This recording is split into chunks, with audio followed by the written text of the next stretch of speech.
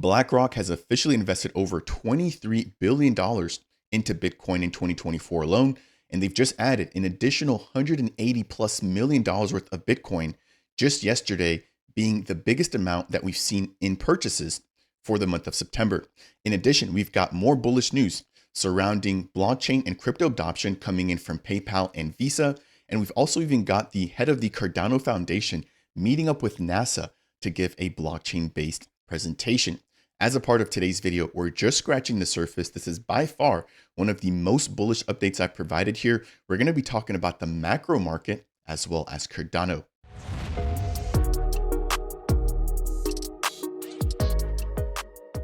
What's up, ADA Nation? Welcome to Dapp Central, your home for everything blockchain and crypto. I'm your host here, Fareed. As a part of today's video, one of the most bullish Cardano and macro blockchain and crypto updates that I've provided so far here on the channel. First and foremost, we've got PayPal getting on board with crypto. We've also got Visa jumping into crypto as well. And then we've got BlackRock buying up millions and billions throughout the entire year of 2024 alone. Now, after that, I want to break down some upcoming Cardano-based events. I want to highlight Intersect Governance, highlighting some of the upcoming elections. And then last but not least, there's a slew of updates for Cardano-based projects. If it's your first time stopping by the channel, again, my name's Fareed. I aim to provide you in the ecosystem with all of the latest highlights, tutorials, and interviews. If you appreciate content just like this, make sure to smash that thumbs up on the way in. If it's your first time stopping by and you want more, consider subscribing. Last but not least, if you have any questions, comments, or concerns, leave those down below. Now, if you want to take your support a step further, I am a single stake pool operator operating the official Dapp Central stake pool, which is stake pool ticker DAPP. We've just made it over 54 million ADA delegated to the stake pool, and I couldn't be any more thankful. So I do want to extend a big thank you to all the supporters, all the viewers, and everybody who's taken the time to share out this content. All right, let's jump straight on in here because, again, this is going to be a jam-packed update. Jumping straight into the first topic here for today's video, pretty bullish news coming in from Visa, where it states Visa's to help banks test tokenized assets and smart contracts. Now I'm going to read a quick piece here, and I'm going to do that with all of the other macro-based updates just to keep these relatively quick, but hopefully you guys do get the gist. So it states here, in what is a key part of the payment service juggernaut's crypto venture, Visa is set to help banks test tokenized assets and smart contracts. Now, tokenized assets being basically RWAs. Now, we've seen BlackRock also diving heavily into RWAs, and I'm actually going to talk a little bit more about BlackRock and why they seem to be so bullish over the course of the last year, and then most recently extremely bullish over the course of the month of September. Now, in closing here, it states that indeed, the firm has created a brand new platform in order to help develop and test fiat-backed tokens. Of course, again, that screams stablecoins. Now, it doesn't actually mention what type of assets or what types of fiat they're backing or testing, but the fact that Visa's finally stepping in here as one of the biggest and quickest global payment providers really begins to let you know how inevitable the crypto and blockchain technology is. Moving over, we've got PayPal enabling US businesses to also buy, sell, and hold cryptocurrency. Now, this is really interesting because I tried to make a crypto-based payment to a crypto company, and PayPal actually used to fail or used to deny those transactions, but it seems like now they're also getting a little bit more relaxed. So it states here, PayPal has officially enabled businesses in the US to buy, sell, and hold cryptocurrency.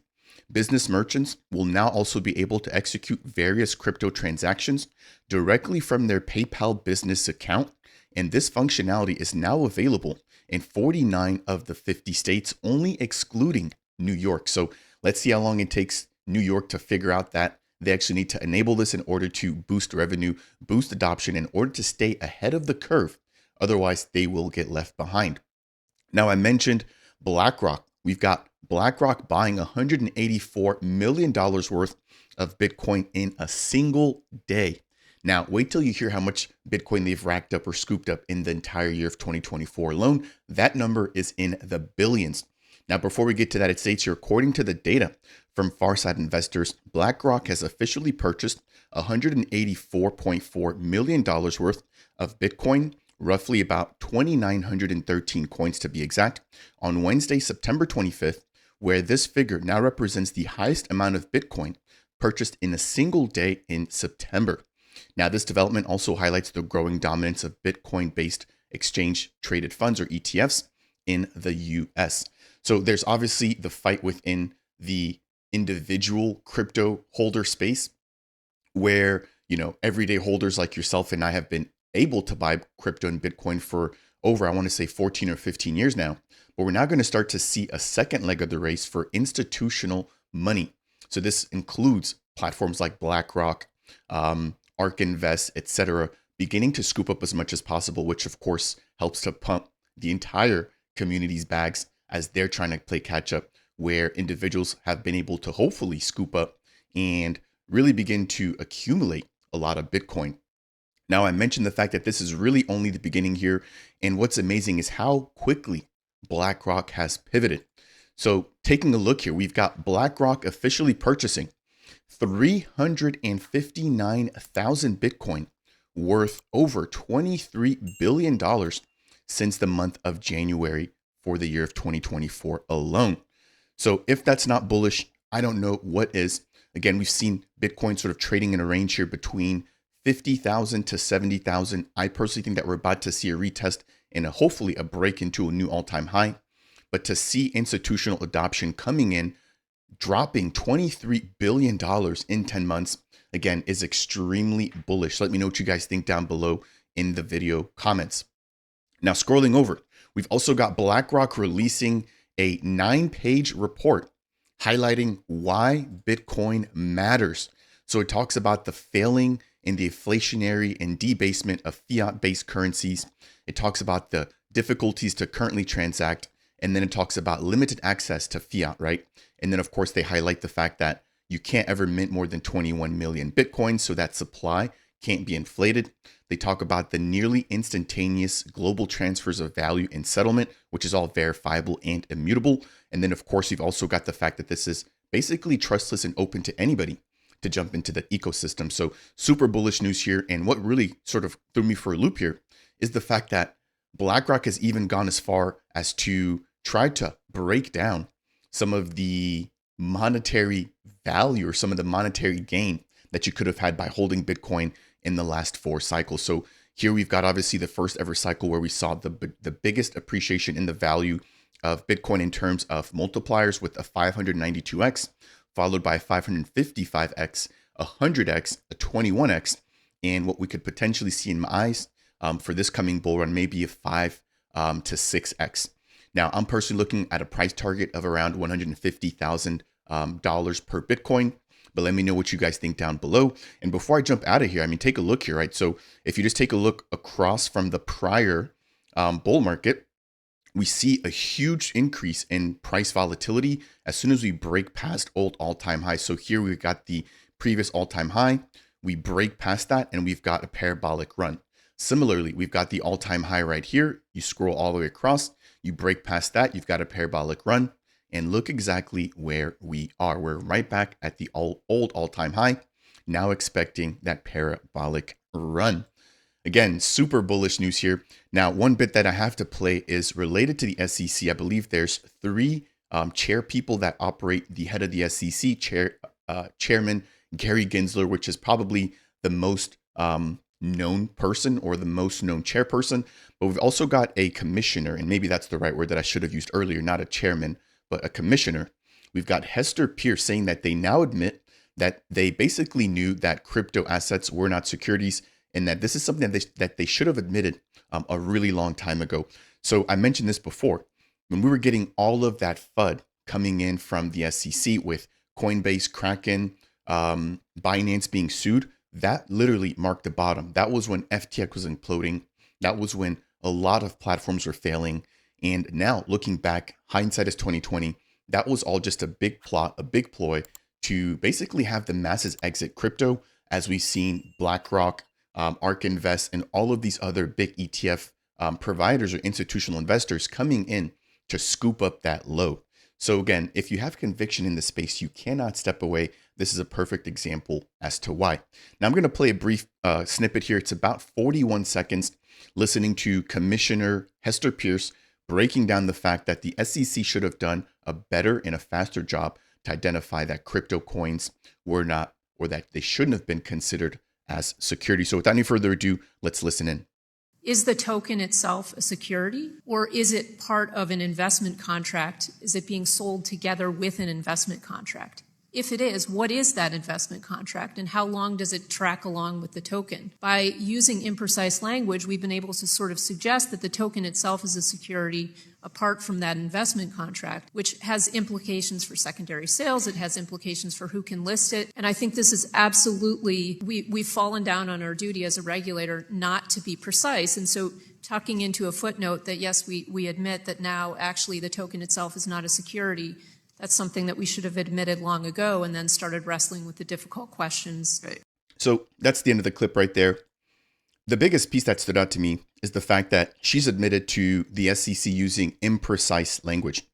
And we saw, I think it's Brian Armstrong from Coinbase, when Coinbase got sued, stating exactly that, like, hey, we've done everything that we can to better understand what we need to do, but the SEC's been lagging, for lack of better terms, in giving us that clarity. And so to hear them being able to admit to this, obviously, you know, a lot of the damage has already been done. Again, really goes to show that, like, in the moment, when you're in the bear, it seems like the FUD never ends. And then as soon as you pivot back over into the bull market, you have announcements, for example, like PayPal, Visa, BlackRock investing billions. And then now even the SEC, right, making a full U-turn, saying that they already knew that, you know, crypto assets were not securities, but that they were using imprecise language. So that's really it there for the macro market update. If you guys want more macro news here, I'll make sure to go ahead and dig some of that up, provide that here before we dive into Cardano specific updates. But without any further ado, let's briefly take a look at Bitcoin, because the entire market right now is literally on fire. So we've got Bitcoin up about 2%, but that's literally been enough for top meme coins, for example, like Pepe, to run 8%. We're now seeing Rune 11.5%, Cardano up over 20% here in the last week alone, just about to break into the 40-cent region. Now, zooming in here, you can quickly see that Bitcoin's been trading in a range where we're right at about the top half of the bottom portion of the range. Hopefully that makes sense here. So we do have some resistance up ahead at around $65,000 US. If we're able to reclaim that, we're, I think, in my opinion, going to see a pretty big short squeeze up to the upside to bring us around $70,000. Now, I mentioned this in a prior video, there's around $20 billion worth of short liquidation sitting at around this all-time high position. So if we're able to break past 71, 72, 73,000, in my personal opinion, we're going to see probably a huge green candle taking us to around 80 to 90,000. Of course, there will be pullbacks along the way, but once we get to that point, I mean, I think it's going to be pure euphoria as we get closer to that 100K per Bitcoin milestone. Now, looking here at Cardano as well, we've been trading in a range here, and this is looking back a year ago. It's crazy how quickly time flies, but we were basically grinding up against this 38 cents resistance zone. We quickly busted through that all the way up to about 60 cents, and then again, all the way through the next zone to about 78 to 79 cents. Now, since then, we've been retracing, right? And we've been accumulating. Hopefully you have been as well. And we're now beginning to retest that same exact resistance point, which is at around 39 to 40 cents. Again, if we're able to break past this, in my opinion, I think we'll see a pretty quick squeeze all the way back up to around that 60-cent range, potentially getting another bit of consolidation before making our next way up to 80 cents and then hopefully $1. That will do it there for the macro market updates. Next, we've got updates for the Cardano ecosystem. Now we're going to kick this off here by quickly highlighting and me giving you guys a huge thank you here for 2 nominations for the upcoming Cardano Summit Awards, which will be taking place in Dubai. So we've seen the nominations opening up on August 9th. They close on the 20th. On the 24th, we saw the official Cardano ballot voting beginning. And so now that'll close on the 8th, and the official winners will be announced on the 24th at the actual gala dinner in Dubai. We've got a brief preview here of exactly where that's going to be, and I'll definitely be there in person. If you are going to be there in person, definitely make sure to reach out, leave a comment down below. I'd love to meet up and catch up. Now, if you want to go ahead and vote, I'll leave the link to this down below. Here's some of the categories. We've got Ambassador, Blockchain for Good, Innovations and Standards, DEX, Developer Tooling, Educational Influencer, where I've been nominated. So I want to take a second to just say thank you to the entire Cardano community. This really does mean a lot. I didn't expect this at all. I've been putting in a lot of work. Hopefully you guys have been finding that to be helpful and valuable. And if you have, make sure to go ahead and cast your vote. But thank you to everybody who's been here, especially a lot of the OG members that have been here since like day number 1, right? So we're finally at about 900 plus videos. The stake pool continues to grow, and I couldn't be any more thankful. So the entire Cardano community, all the viewers here, all the delegators, thank you for making this happen. Now, jumping back in, there are additional categories. So we've got the NFT and digital collections, infrastructure platform, DAO tooling, DeFi platform. And interestingly enough, I was also nominated for the SSPO category. Now, I want to be completely fair and transparent here. I do think that there's a better deserving candidate here, and that is Stake with Pride. So Pride Pool. So if you are voting for this particular category, my recommendation would be to actually vote and to support Pride. I've actually used Pride's content here on the channel a lot, and Pride's been doing a really great job becoming one of the fastest growing X accounts here in the entire Cardano community. Now, they do also have leaderboards available. So if you want to quickly check out how many votes have been cast, there is a leaderboards tab here where you can quickly see how many votes and the percentage of the total votes that have gone towards a particular category. Again, Cardano community, I can't thank you enough. I really do appreciate it. All right, if you're enjoying today's content so far, because I really am trying, I would appreciate you if you could smash that thumbs up if it's your first time stopping by and you want more. Consider subscribing. And last but not least, if you have any questions, comments, or concerns, leave those down below. Again, if you want to take your support a step further, consider delegating with the official Dapp Central Stake Pool, which is Stake Pool ticker DAPP. Let's move into the next bit here, which is surrounding Intersect and governance. So this just came out not long ago that the official GovTool platform is now live for Cardano. If you're not familiar with GovTool, it provides all of the resources, all of the information that you need in order to get acclimated and ready for governance.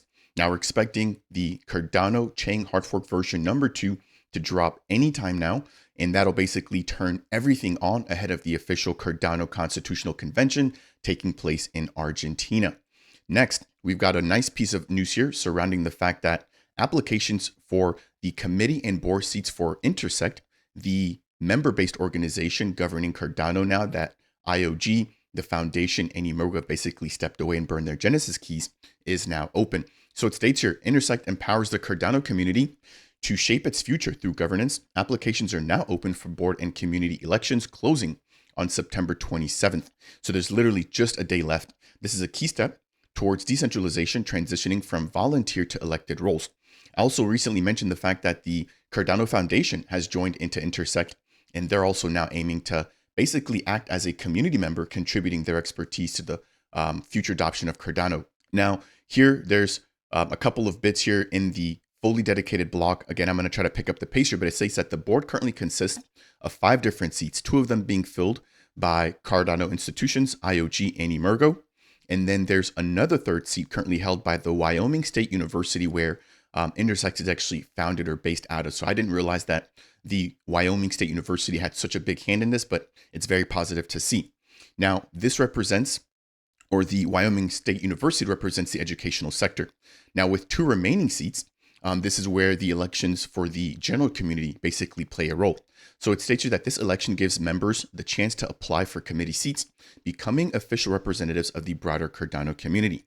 The elected committees will also play a pivotal role in driving Cardano's future growth, innovation, and governance.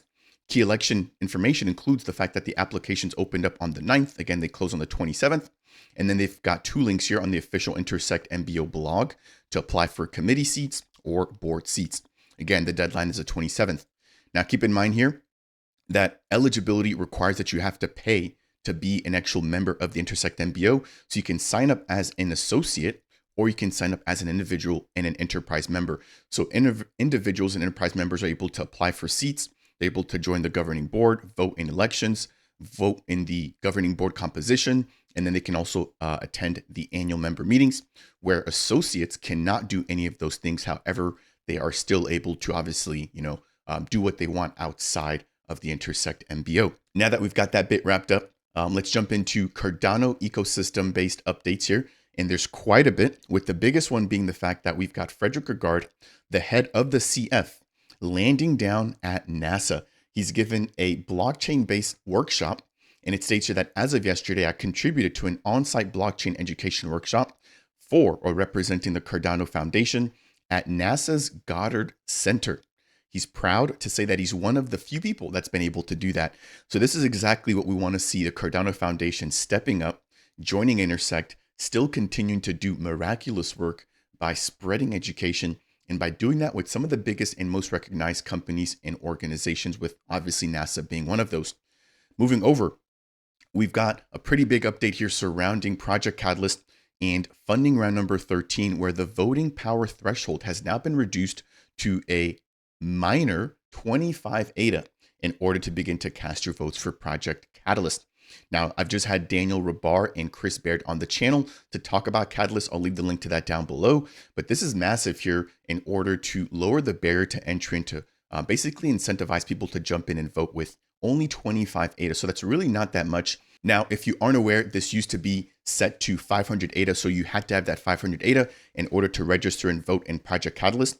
But it's really important to see and to understand that not everybody is able to be in the position to accumulate 500 ADA. For you, that might not be a lot, but there's other people. And the fact that Cardano is global, right, really makes this a lot easier for anybody that wants to participate that hasn't been able to do so to now go ahead and step in and go ahead and do that. Now, I've broken down the Project Catalyst timeline in prior updates, but we are going to see funding round number 13 kicking off here any day now. Again, check out that video with myself, Chris, and Daniel for more information about that. Jumping over next, we've got Cardano node version 9.2.1 officially being released. And it states here that this is a minor node release that improves the performance of certificate validation. So if you're an SPO, make sure to update. If you're delegated to an SPO, make sure to let them know to go ahead and update. Next, we've got updates coming in here from Liqwid, where it states that USDC supplied on the V2 version of their protocol has officially crossed over the $3 million threshold. Now, what's crazy is that USDC is not native to Cardano. And for the longest, people have been complaining about that. They're asking for native USDC integrations. We haven't seen that. But what we have seen is OneChain taking it upon themselves to bridge USDC into Cardano. And if you have done that, there's an opportunity to earn yield by supplying that into the Liqwid V2 protocol right now on the Cardano mainnet. So we can see here that there is a total amount that's being borrowed at nearly 2 million. And then there's about $1 million worth of USDC currently available. And let me actually just jump over to the official website here so we can see, again, almost 2 million being borrowed. We've got about 830,000 USDC available. And then we have, let's see here, JED with just about the same amount available and the same amount left to borrow. And then most recently, we've seen the addition of USDM as well, with $500,000 worth already being borrowed and another $500,000 available to borrow. Now here you can see the APY that you're going to pay if you're borrowing. But I believe if you hover over here, you can see the borrow cap. And then I want to see, let's see here, the supply APY. There it is. So you can see how much you're actually able to earn.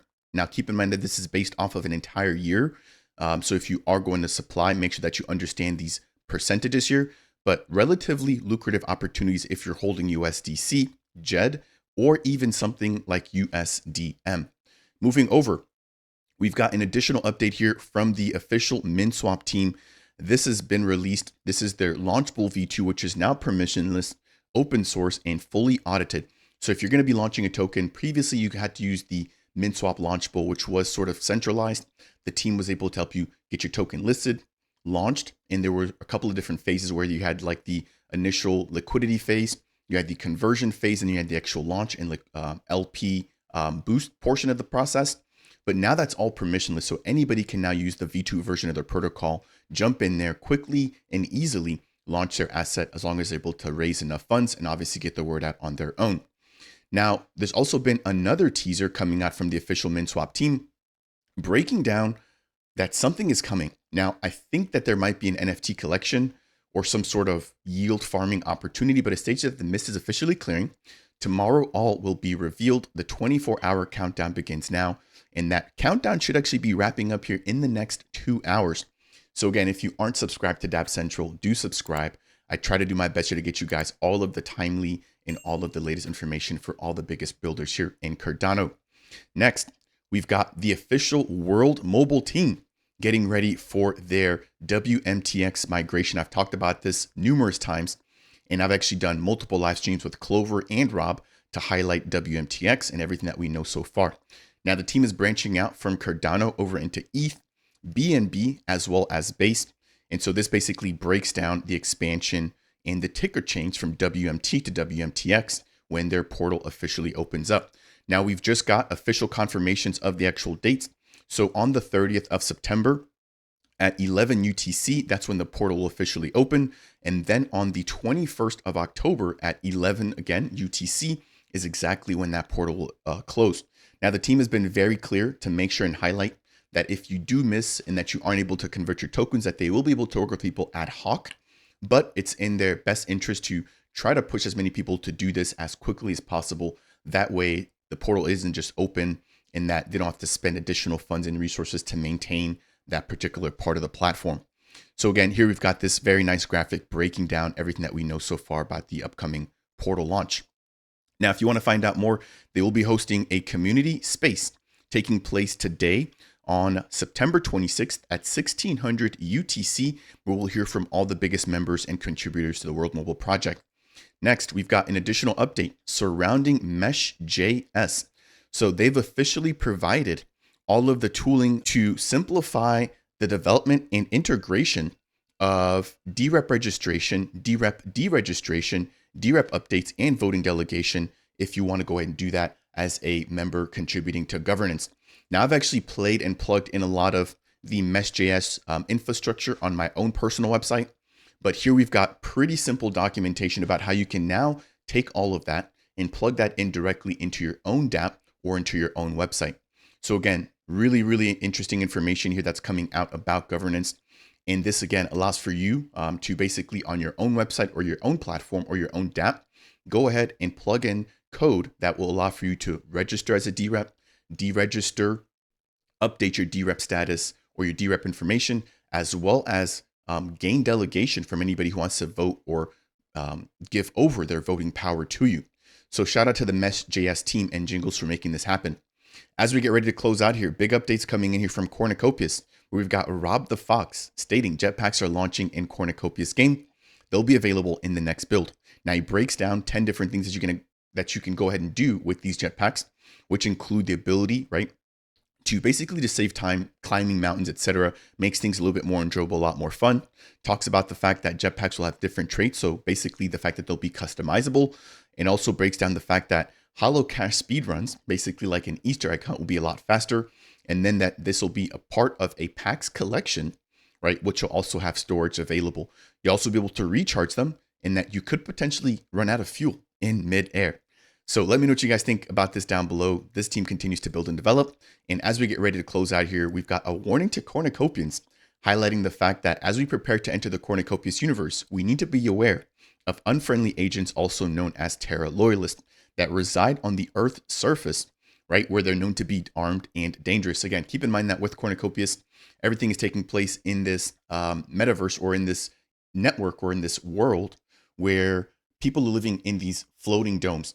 So for the Terra Loyalists, who are basically looking like the bad guys, they're still living on Earth, still falling prey to gravity. And so the fact that this team has really been building out the lore is super bullish, super exciting to see. And I really love just like the artwork and the styling here, right? So I'm excited to hopefully get my hands on a little bit of this alpha here. But if you aren't already aware, join their Discord. You can get early access to the game, and you can go ahead and contribute and provide a lot of suggestions. This by far is one of the biggest teams that responds to feedback, especially from their OGs and their hardcore community. That will do it here for today's mega update. I mentioned that earlier, a lot of big news coming out here. So if you guys have found any portion of this to be helpful, whether it's information about BlackRock, the summit, Intersect Governance, or any of the other projects that I've discussed today, I would appreciate you if you could smash that thumbs up. If it's your first time stopping by and you want more content like this, consider subscribing. And last but not least, if you have any questions, comments, or concerns, leave those down below. That said, and as always, I'll see you guys in the next video.